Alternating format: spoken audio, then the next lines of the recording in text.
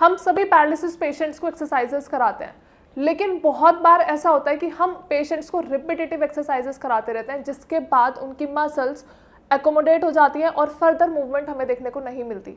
तो आज इस वीडियो में हम बात करेंगे कि कैसे हम अपने एक्सरसाइजेस को मॉडिफाई कर सकते हैं, कैसे हम पेशेंट्स को थोड़ा सा रेजिस्टिव एक्सरसाइजेस करा सकते हैं। Hello everyone, my self doctor संस्कृति, और आज इस वीडियो में हम डिस्कस करेंगे एक्सरसाइजेस, लेकिन किसकी हेल्प से? दैट इज वेट कफ।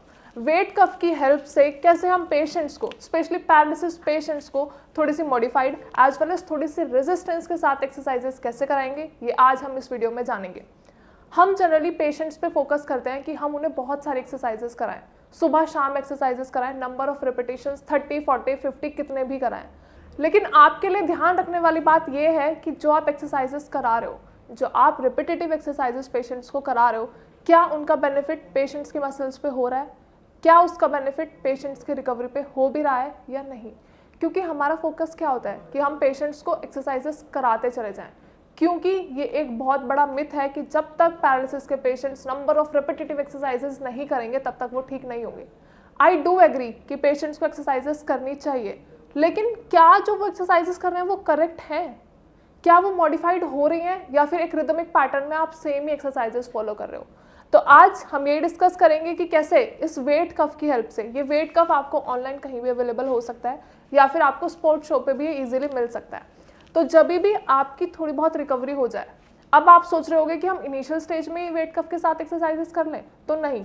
जब आपकी रिकवरी थोड़ी सी लेटर स्टेजेस में आ जाए, जब आप स्टेज 1, स्टेज 2 में आ जाए, जब आपकी एक्टिविटीज़ हो पा रही हो, जब आपका हाथ उठ पा रहा हो और आप थोड़ा बहुत वेट ले पा रहे हो, थोड़ा बहुत वेट इन द सेंस कि आप अपना कप पकड़ पा रहे हो, कप ऑफ टी पकड़ पा रहे हो, या फिर आप अपना ग्लास ऑफ वाटर पकड़ पा रहे हो, आप जब भी आप छोटे मोटे ऑब्जेक्ट्स ग्रैब कर पा रहे हो, तब गो फॉर वेट कफ्स। क्योंकि वेट कफ से क्या होगा, आपकी एक्सरसाइजेस मॉडिफाइड होंगी, आपका रेजिस्टेंस बढ़ेगा, जो मसल्स हैं जो आपकी डेली एक्टिविटीज़ के बाद एकोमोडेट हो चुके हैं, एकोमोडेट मतलब मसल्स को आदत पड़ चुकी है सेम एक्टिविटीज़ डेली करने की। तो जब तक आप अपनी मसल्स पे थोड़ा बहुत रेजिस्टेंस नहीं डालोगे, जब तक आपको फर्दर रिकवरी नहीं मिलेगी।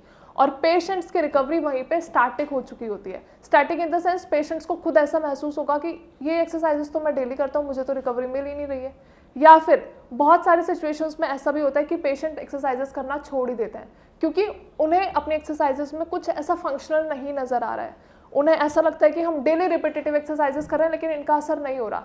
तो पेशेंट्स को इस डायलेमा से बाहर निकालने के लिए, पेशेंट्स को माइंड फ्री करने के लिए कि उनकी रिकवरी हो रही है, लेकिन कैसे हो रही है? जब तक वो वेट लेना स्टार्ट नहीं करेंगे। तो सबसे पहले हम इस वेट कफ के साथ 2 मॉडिफाइड एक्सरसाइजेस करेंगे। तो सबसे पहले ध्यान रखने वाली बात क्या है कि पेशेंट थोड़ा बहुत वेट ले भी पा रहा है अपने हाथ पे या फिर नहीं।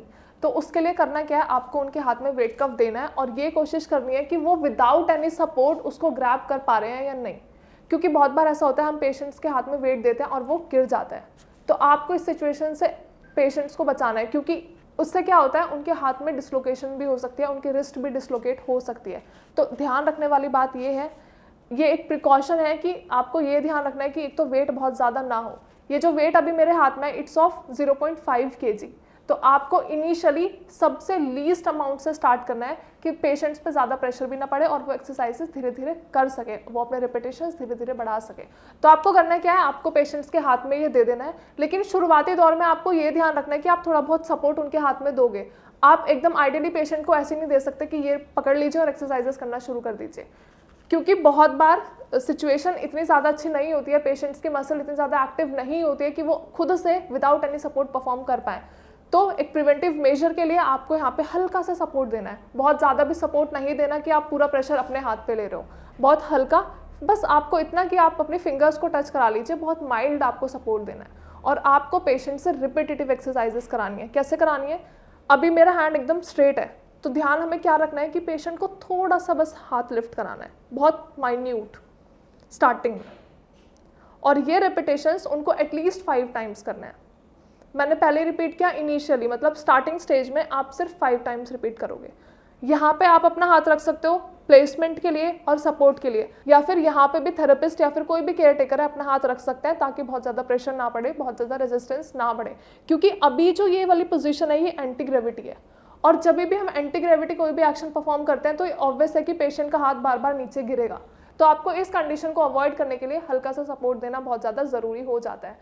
धीरे धीरे आप ये रेपिटेशंस परफॉर्म कराएंगे और 5 रेपिटेशंस के बाद अगर पेशेंट्स 5 से 7 दिनों के बाद ये इजीली परफॉर्म कर पाते हैं तो आप नंबर ऑफ रेपिटेशंस बढ़ा दीजिए। मतलब पहले हमने 5 बार किया, आप धीरे धीरे 10, 15, 20 प्रोग्रेसिवली एंड ग्रेजुअली आप अपने रेपिटेशंस बढ़ा सकते हो।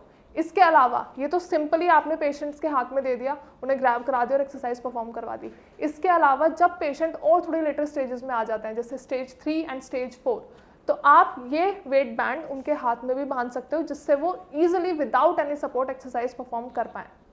अब आप देख सकते हो कि मैंने ये वेट बैंड अपने हाथ में बांध दिया है। अब इससे क्या होगा और ये आपको कब करना है, इस चीज़ के लिए आपको ये ध्यान रखना है कि जब पेशेंट्स एक्टिवली एक्सरसाइजेस परफॉर्म कर पाते हैं, जब उनकी मसल स्ट्रॉन्ग हो चुकी होती है, तब हमें पेशेंट से एक्सरसाइज करवानी है। To be very frank, patients के लिए इनिशियली ये कंडीशन या फिर ये वाली exercises with the help of weight band थोड़ी सी टफ हो सकती है, थोड़ी सी हैवी हो सकती है। तो ध्यान ये रखना है कि अगर आपने पेशेंट के हाथ में ये बांध दिया है, फिर भी इनिशियल कंडीशन में आपको सपोर्ट नहीं हटाना है, आपको अपना हाथ यहाँ पर रखना है और केयरफुली पेशेंट से एक्सरसाइज करानी है। पहले आप जब रिपीटेशंस करवाओगे, अब रिपीटेशंस आप 2 तरीके से करवा सकते हो, वो मैं आपको आगे दिखाऊंगी। सबसे पहले जो हमने पहली वाली एक्सरसाइज में किया, सेम मूवमेंट ये वाली, और धीरे धीरे क्योंकि अब मसल एक्टिविटी बढ़ चुकी होती है तो आप अपना ये हाथ हटा सकते हो और फिर पेशेंट्स अपने रिपीटेशंस खुद से परफॉर्म कर सकते हैं लाइक दिस। इसके भी 5 रिपीटेशंस। अब अगर एक्सरसाइज को थोड़ा सा और रेजिस्टिव बनाना है तो आप क्या कर सकते हो, अभी मेरा हाथ इनिशियल स्टेज में, पेशेंट का हाथ भी ऐसे ही रहेगा, तो आपको करना क्या है, जब भी हाथ ऊपर जाता है तो आपको यहाँ पे वेट करना है for 5 seconds and you can count. आप काउंट कर सकते हो 1 2 3 4 5 एंड देन अगेन डाउन। दोबारा फिर से एक बार करेंगे, हाथ ऊपर गया, 1 2 3 4 5 एंड डाउन। इससे क्या पता चलेगा, इससे ये पता चलेगा कि अब पेशेंट के हाथ में वो इंड्योरेंस, वो स्ट्रेंथ आ चुकी है कि वो थोड़ा बहुत वेट उठा सकते हैं। और जब पेशेंट इजीली एक्सरसाइज परफॉर्म कर पाए तो उसके बाद आप नंबर ऑफ रेपिटेशंस ग्रेजुअली बढ़ा सकते हो according to comfort level of patient. ये नहीं कि आप उन्हें ज़बरदस्ती बोल रहे हो कि नहीं कल तो 5 किए थे आज 10 करो, ऐसा ज़रूरी नहीं है। आप उन्हें 1 हफ्ते तक या फिर 15 डेज तक आप उनको 5 रेपिटेशंस पे रखो। हमें जल्दी किसी बात की नहीं है, क्योंकि जब हम एक्सरसाइजेस फोर्सफुली करवाते हैं तो हमें रिकवरी देखने को नहीं मिलती। तो जब तक पेशेंट के मन में ये खुद से नहीं आ जाता कि मैंने कल 5 किए थे आज मैं एटलीस्ट 7 कर सकता हूँ, तब तक आप उन्हें फोर्स मत करो। अब दूसरी अगर हम बात करते हैं दूसरी एक्सरसाइज के बारे में, तो दैट इज़ फोल्डिंग। मतलब आप अपना हैंड ऐसे फोल्ड कर सकते हो, इसे हम कहते हैं फ्लेक्शन। तो आप अपनी ये एक्टिविटी खुद से कर सकते हो। इनिशियल स्टेज में थेरेपिस्ट या केयर गिवर फिर से असिस्ट कर सकते हैं, नो प्रॉब्लम। लेकिन फिर सेम 2 to 3 रेपिटेशंस के बाद आप अपना हाथ हटा सकते हो और पेशेंट एक्टिवली एक्सरसाइज परफॉर्म कर सकते हैं without any support.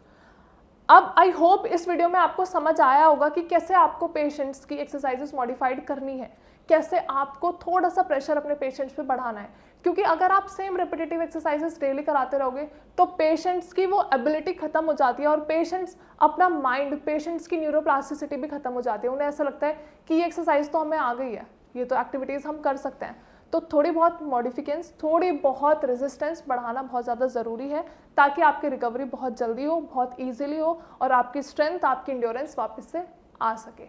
I hope video आप सभी को समझ आई होगी। जो भी एक्सरसाइजेस मैंने परफॉर्म करी हैं वो आप सभी को समझ आई होंगी। अगर वीडियो के रिगार्डिंग कोई भी क्वेरी है या फिर आप ऑलरेडी पैरालिसिस के पेशेंट हैं, आपको कुछ समझ में नहीं आ रहा है, आपकी रिकवरी एक स्टैटिक हो चुकी है, आपको रिकवरी नहीं मिल रही है, आपको नहीं समझ में आ रहा है कि कैसे मैं अपनी स्ट्रेंथ वापस लेके आऊँ, तो डू कॉन्टैक्ट श्रेयास। हमारे डॉक्टर्स आपको बेस्ट कंसल्टेशन प्रोवाइड करेंगे एंड आपको बताएंगे कि कैसे अब आपको रेजिस्टिव एक्सरसाइजेस स्टार्ट करनी है, कौन कौन सी एक्सरसाइजेस स्टार्ट करनी है, कितने रेपिटेशंस करने हैं, उसके साथ साथ कौन सी मेडिकेशंस लेनी है, कौन सी चीज़ों का परहेज करना है, क्या आपके डाइट प्लान्स हैं, ये सब भी हमारे डॉक्टर्स आपको अच्छे से समझाएंगे।